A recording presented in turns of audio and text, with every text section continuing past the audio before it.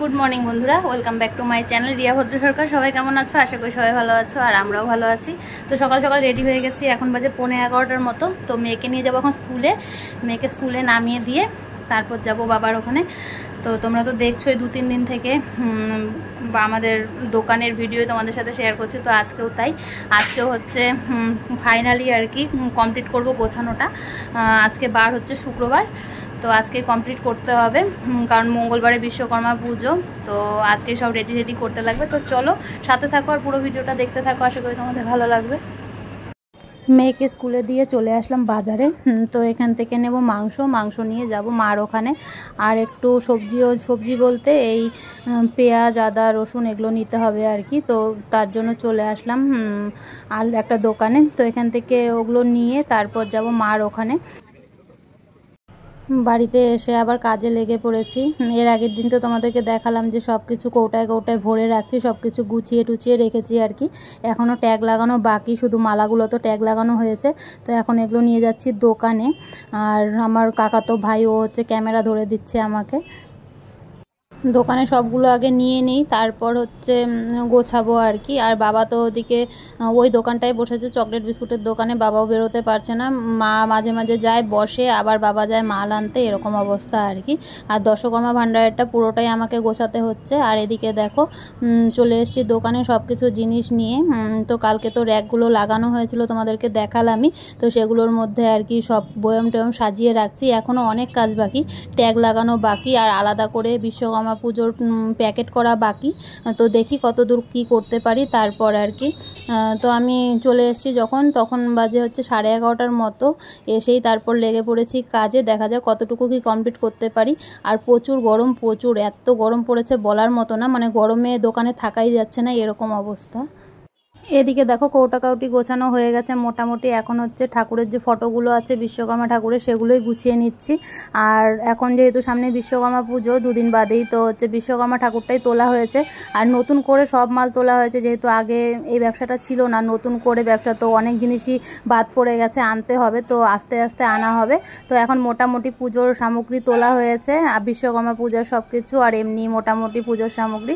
আর বিশ্বকর্মা পুজোটা পার হলে তারপর তুলতে হবে বিয়ের জিনিসপত্র আর কি, মানে বিয়েতে যে জিনিসপত্র লাগে সেগুলো আর কি তুলতে হবে। আর অন্যান্য লক্ষ্মী ঠাকুর ওগুলোরও সব ফটো তোলা হবে।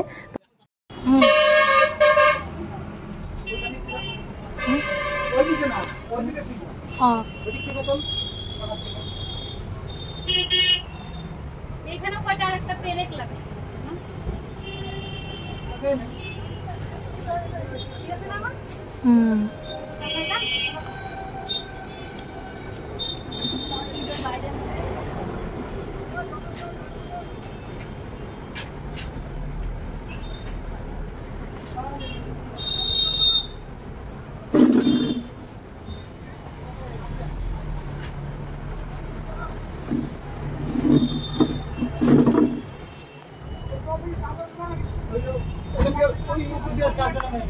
ওই দিক দিয়ে